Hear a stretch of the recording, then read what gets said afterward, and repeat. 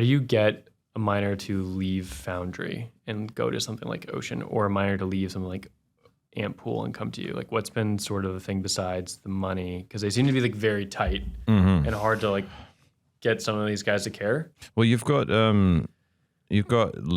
there's the raw income of it. Yeah. You have to trade that off with the variance, right? Yeah.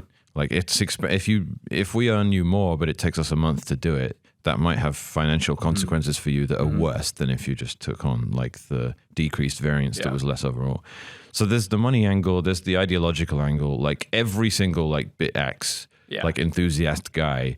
Well, I'm not going to say every single. I'm sure there's someone out there that dislikes us for whatever reason. Yeah. But plebs are happy about it, right? Yeah. They understand the transparency of it. Like I can see what I should have got. I can verify everything poolside. I don't need to make an account. I don't need to KYC. Like all of that stuff is like gross to like your average Bitcoiner ideologically, and we're the only real pool out there that allows you to not have to do that stuff.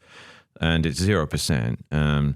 So getting people from Foundry, generally, like my experience with people that mine on Foundry has been that no amount of government, it's like govern me harder daddy meme. It's like they literally want it. Like it's not just like, they're just like, look, I can't mine with you until you give me a place for me to upload my passport information. I'm like, look, we don't work that way. Like we don't want to work that way. And you know, there's also these regulatory things and like requirements that, you know, voluntary things like SOC compliance that, you know, I got into like a fun little back and forth with Pierre Rochard over this on Twitter a little while ago. Like someone posted a meme. One is like him in a cowboy hat, like, you know, some based Bitcoin statement. Now it's him in a suit. Like, I need you to have SOC compliance if we're going to move over to you. Like and the thing is like, there's I thought SOC compliance was like, give some bureaucrat $100,000 and then they'll give you a rubber stamp and it's done. But it isn't. They make you do stuff like install CrowdStrike on all employee laptops and bullshit like that. And we're like,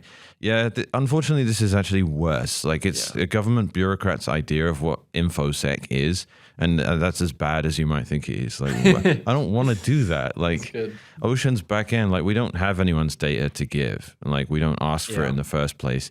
And again, it's just so shit. Like publicly traded companies can tick boxes and be like, we've done our due diligence. Like they had SOC compliance, they're secure. If there's a breach, it's not on us. You can't sue us because we did our due diligence.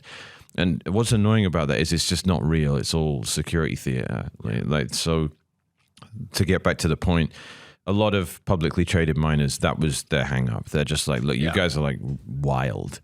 Yeah. Like we have no idea. And I'm like, look, if you're a publicly traded miner, every time Ocean finds a block, you have the money. We will never touch it. Yeah. And we can never roll loaded dice because you can verify everything that happens on the pool and how it relates to, you know, the payouts. So if you're 50% of the pool, every time we find a block, you'll get exactly 50% of what was in the block and we will never have touched it. Like we're a very dumb liaison for people to hash. Like it's a dumb thing. It's not an intelligent, you know, thing that can discriminate and like play silly games and stuff like that. It's just like dumb, like the Bitcoin network is, right? Like money goes from A to B. I don't care if it's $1 billion or, you know, someone opening a lightning channel for 1 million sats. Like it doesn't, it's all the same to Bitcoin. It's a dumb network, right? And that's why it's non-discriminatory. It's the same with Ocean.